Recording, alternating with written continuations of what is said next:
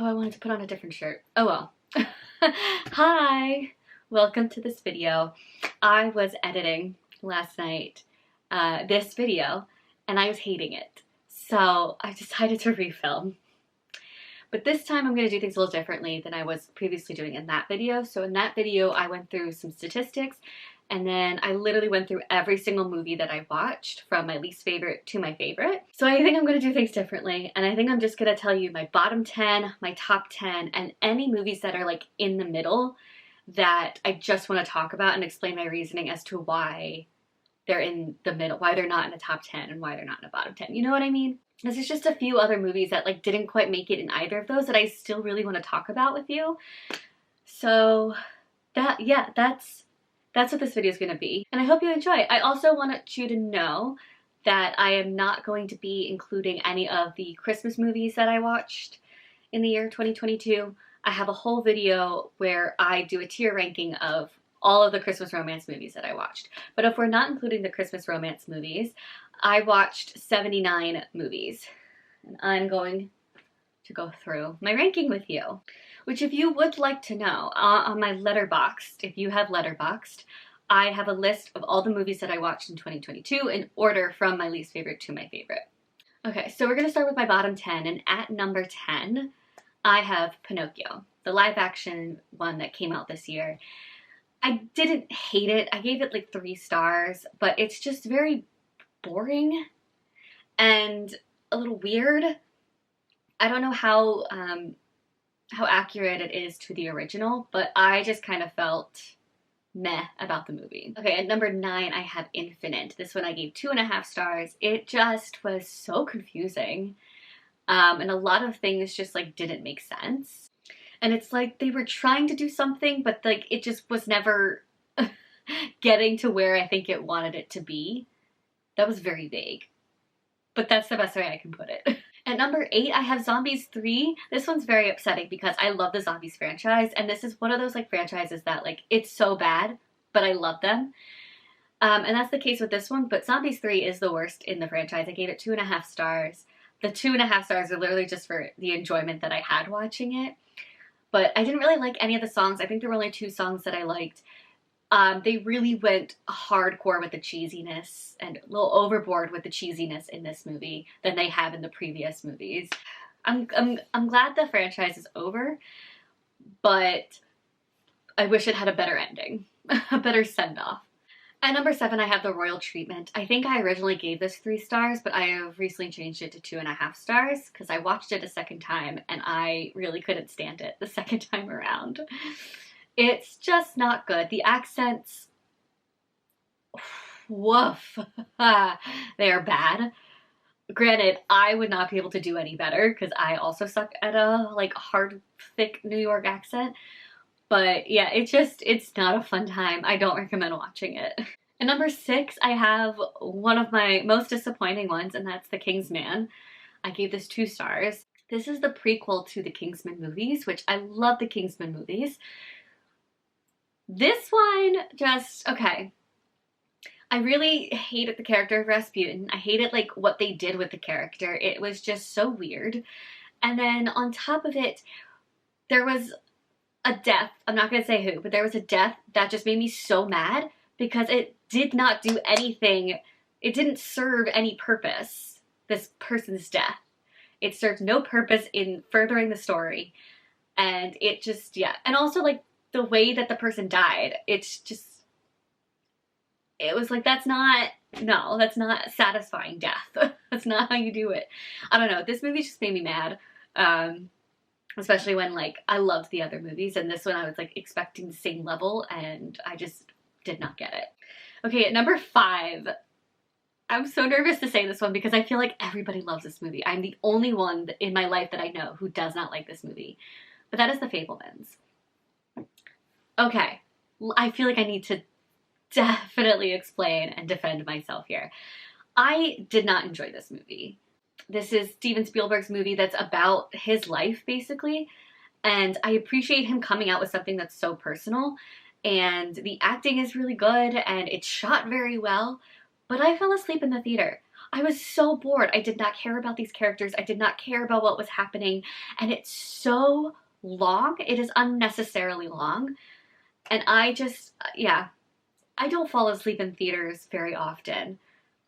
Honestly, I can only think of 2 times I fell asleep in the theater, and this is one of them.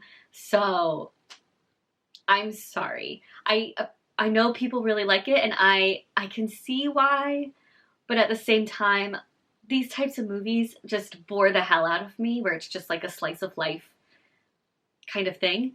I did appreciate the scenes of the movie making, because Steven Spielberg as a kid made a bunch of films, and I did appreciate those scenes. Those were really nice. But everything else, I just really didn't care. So I'm very sorry. Please don't hate me. At number 4, I have Book of Love. A rom-com that had so much potential, and it just crashed and burned. Yeah, I didn't like this at all. I can't explain why I didn't like it. I just didn't like it. At number 3, I have Day Shift. This I also gave 2 stars. The writing is the main reason why I didn't like this movie. Like, the writing is just some of the worst I've ever experienced, and none of the actors or characters had any chemistry with each other. The only part about the movie I liked was Dave Franco. Like, that was the only aspect of the movie I enjoyed. Like, his stuff was actually funny, and he always plays like the same character as well, but I like that character. At number 2, I have Love in the Villa. This is also 2 stars. I wasn't expecting this to be good. I was expecting this to be in my bottom 10, but I still wanted to watch it because I love rom-coms. But it was so bad, and I don't understand why these 2 characters ever get together. Like, to me, like, some of the things that both of them were doing would have been deal breakers. Be like, no, you're done. I will, like, it just didn't make sense. Like, one of them literally got the other one arrested. I'm sorry, if you got me arrested, I would not fall in love with you. I was like, how is this a romance? Yeah, and them getting together just like was very abrupt, and I was like, when did this change happen? And my number 1 least favorite movie of the whole year is Not Okay. This, I gave it 1.5 stars. The half star is for the acting, because I do think the acting is genuinely good in this movie, but this movie made me so mad.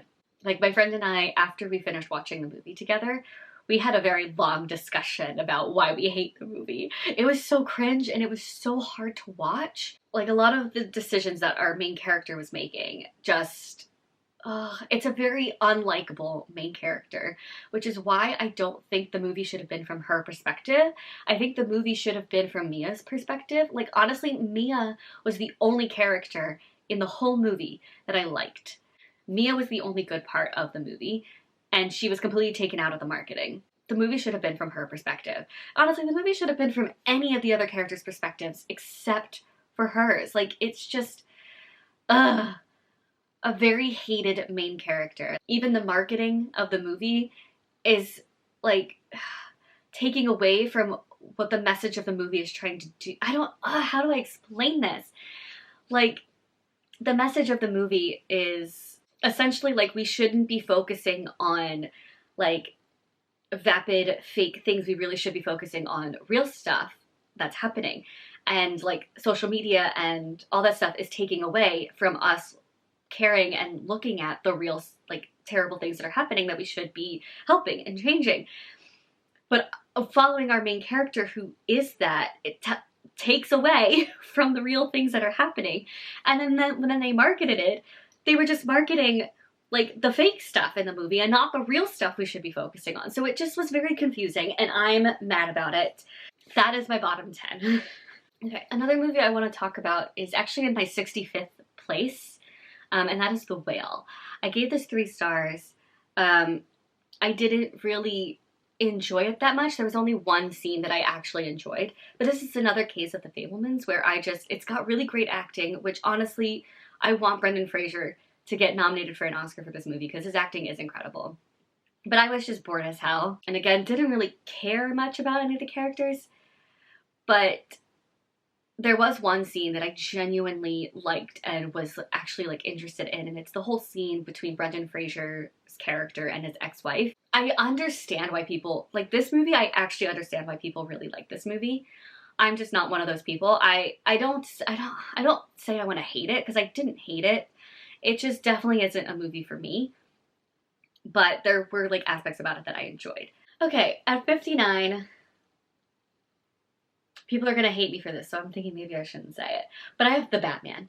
I am not a superhero person. Honestly, I feel like every single Batman movie I have watched, I just don't like. I can predict everything that's gonna happen in a Batman movie. But for this one, I didn't really care what was happening.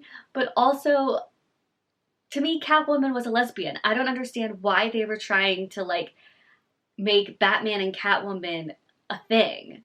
And yet they're trying to make them fall in love with each other. And I just could not see the chemistry between those two. I really couldn't. Okay, at 51, I have The Menu. This is... I expected so much more from this, I think. And to me, the main issue was just the ending was unsatisfying. After talking to a couple of my friends and stuff who have watched this movie, some of them loved the ending, some of them, like me, didn't like the ending. So I think the ending of this movie is one of those things where either you like it or you don't like it. I really enjoyed the way that this movie was shot, but just meh overall. At 23, I have The Invitation. This is one that I'm surprised is as high up as it is. This is like a horror, but like a very sexy horror.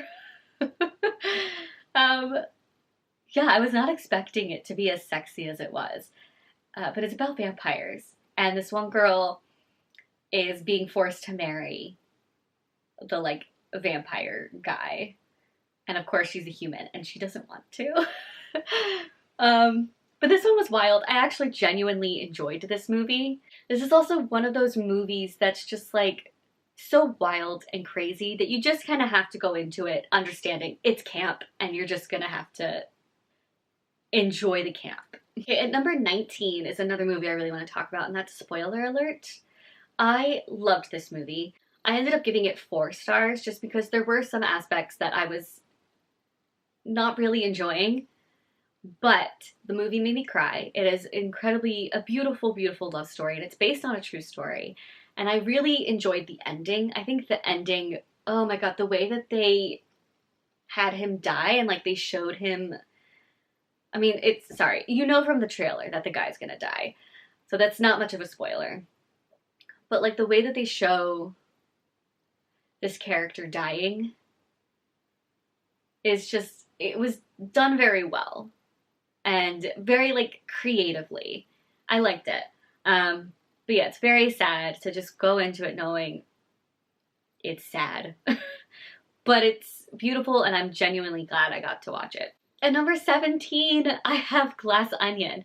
I don't think I like this as much as Knives Out, but I still really enjoyed this one.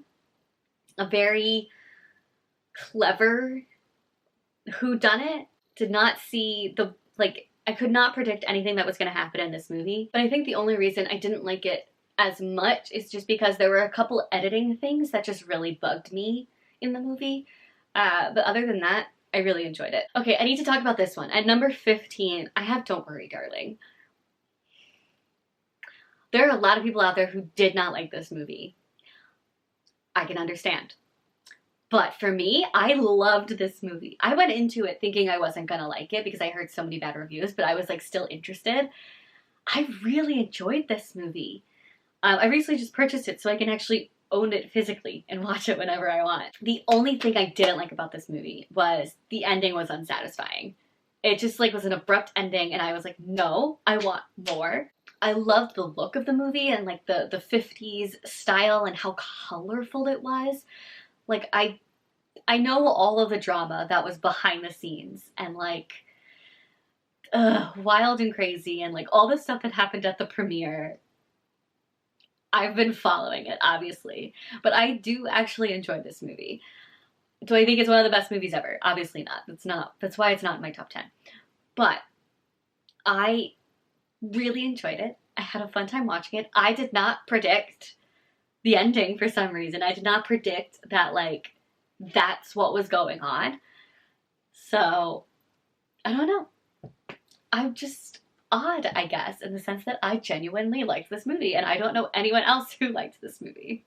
Okay, I also want to talk about number 12 and number 11. So at number 12, I have The Greatest Beer Run Ever.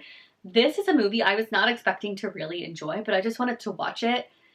And then I watched it, and it ended up being this high up on the list. I really enjoyed this. It's about, okay, we have Zac Efron's character who wants to just deliver some beers to his buddies that are in the war. I can't remember which war it is, but it's a war.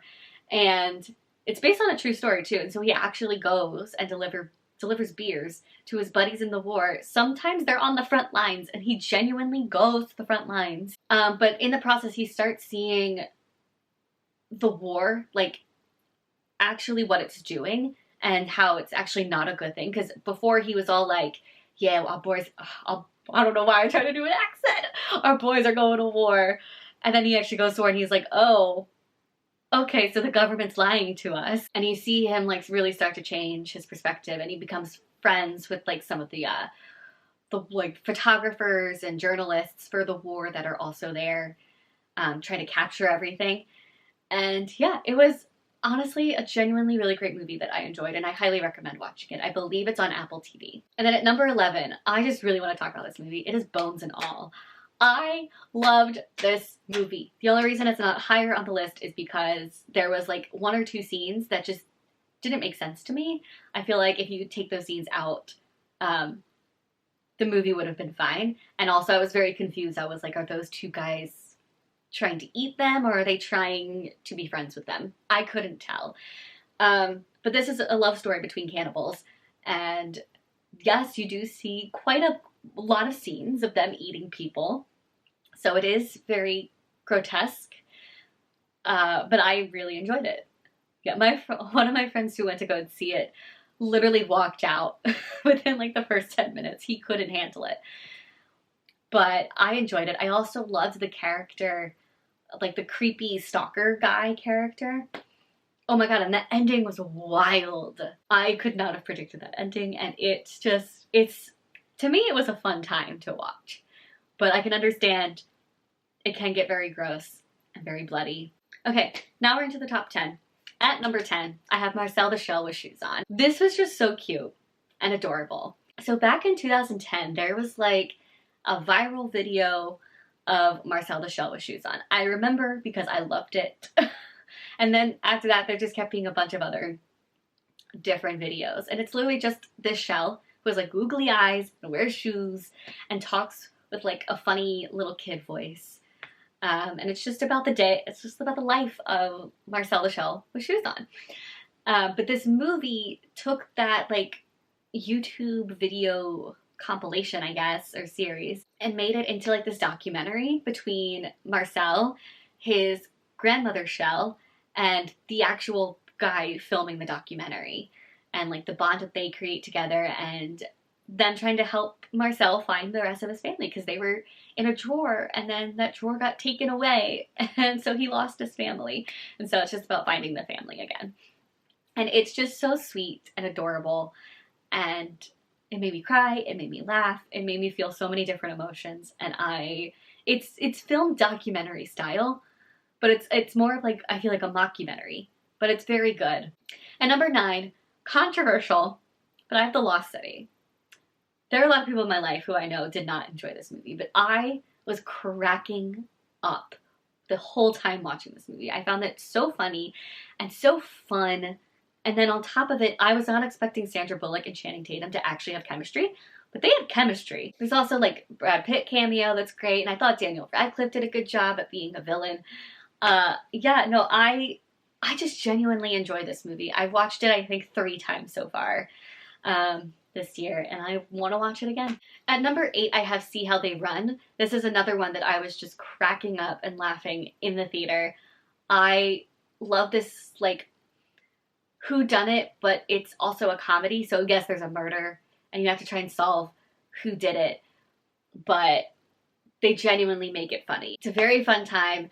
It is predictable. I mean, I didn't predict who did it. The people I went with, they were able to predict it. I wasn't. But there were parts of the like climax and the ending that were predictable. just because that they're mentioned literally within the movie beforehand. So it's like, oh, why are they mentioning this if it's not going to happen? So, but it's still just like a really fun time, and I want to watch this again. At number 7, I have Devotion. This is based on a true story about one of the only African-American pilots during a war. Again, whenever it's a movie about a war, I don't know what war it is. I just know it's a war. But we follow pretty much all the pilots within this group. And there's a war, and I don't know what else to say about it. But I genuinely enjoyed this movie, had a fun time watching it. It does get emotional, and I did cry.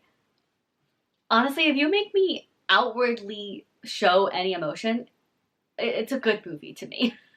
Because there are a lot of times I sit in the theater with like no emotion on my face, and I'm like, yeah, that was fine. But if you actually make me show emotion, I like you. You're most likely going to make it into a top 10. But I also just thought this was shot very well, and it was written very well. I was not expecting Joe Jonas to be in the movie, but Joe Jonas is in it. He's in it quite a lot. He's part of the group. And then there was another guy who I saw in the reboot of Charmed. I feel like I've seen him in other stuff, but like he was in it. There were just like a lot of actors that I was like, I know you from like this other thing, and I did not know you were in this. So it was nice to see those little surprises. But yeah, watch it. At number 6, I have West Side Story, the Steven Spielberg one. Wow, Steven Spielberg made it in my bottom 10 and my top 10. This I think I enjoy better than the original version from the 60s. I think this did a better job of a lot of different stuff. And I know they moved around and like jumbled around some of the songs, but it actually made more sense doing it this way. And it was shot incredibly well. The choreography is amazing. Yeah, I love this movie. At number 5, I have a surprise that I did not expect to love as much as I did, and that is Cyrano. I'm not sure if it is originally a musical, if it's originally a play, but I think it's a play, and they made it a musical for this movie. But it's about this guy Cyrano who loves Roxanne. I think that's her name. And he knows that like Roxanne will never love him, or he'll never be deserving of Roxanne. Like no one could love a guy like me. But she ends up falling in love with this other guy whose name I can't remember.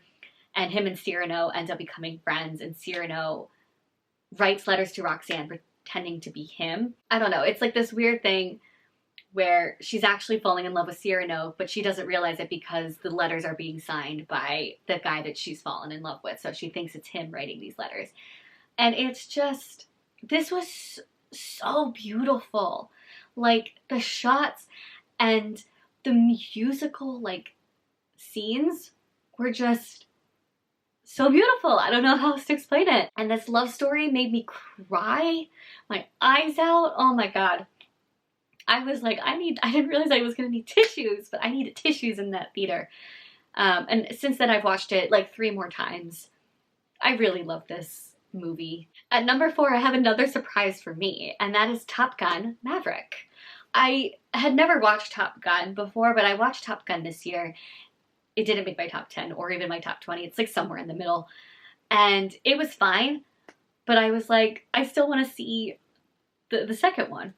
So I watched it, and oh my God, it is so good. The whole like last third act of the movie, I was able to predict 2 of the things, but it was still so good and so epic. And like, oh, I loved all the scenes with them flying. It's just a movie that is done very well. It was written very well. It's acted very well. It's shot very well. Like everything about this movie did a fantastic job. But to me, the reason it's not higher on the list, it's at number 4, is because I don't think I enjoyed the romance within the movie. I don't think the romance, I didn't see the chemistry, and yeah, I wasn't here for the romance. But everything else about it was great. Bob was my favorite character.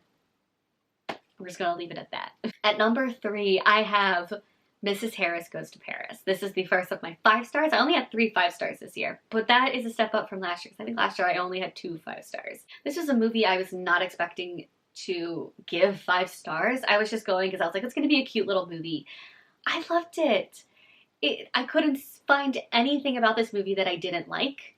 But we had this like old woman who is just like a cleaning lady, but she has saved up enough money to go buy, I think it's a Dior dress or a Chanel dress. One of those like fancy dresses. So she goes to Paris, goes in, is like, I want to buy a dress. But of course they're like, no, you're not rich enough to be shopping here. But then she ends up becoming friends with like the people who work there and being like, you deserve better. You shouldn't be working in these conditions. But like everyone starts to really like her and she ends up getting her dress, you know, but like things happen after that and there's a little bit of a romance that goes on between her and another guy. I just remember walking out feeling such positivity. So yeah, I really like this one. And number 2, I have The Unbearable Weight of Massive Talent. So incredible. I loved the bromance that happened within this movie. I felt like this movie had like every single genre you could want. It had action, it had romance, it had adventure, it had like a spy thriller aspect to it. We even get like disguises. It was also drama, it was also a comedy. It also had this like, how do I explain it? It's like this very introspective kind of moments because Nicolas Cage plays Nicolas Cage, but he also would have scenes with himself where it's just kind of like him talking to himself. Yeah, I will say there's even a scene where he makes out with himself. It's a little weird. It's a little weird. Maybe a lot weird. This was, I think, one of the most fun times I had in the theater with any movie in 2022. And now finally we have my number 1 movie of the year, and that is The Woman King. To me, this is a perfect movie. There's absolutely nothing wrong with this movie. I walked out of the theater feeling so empowered and I was like, yeah, I'm ready to fight. I just wanted to fight. It's based on a true story about these African women who were like warriors and they were protecting their like little community from slave traders. And it's so action-packed and the fight scenes are so fun to watch and so incredible. I don't really have much to say about it except please go watch this movie. It's a fantastic movie with nothing wrong with it. And those are my bottom 10 and my top 10 movies of the year. I did also do this same exact thing with my books, which I will link down below, so you can also watch that video. And thank you for coming to the Cool Library. I will see you guys later with more videos. Bye!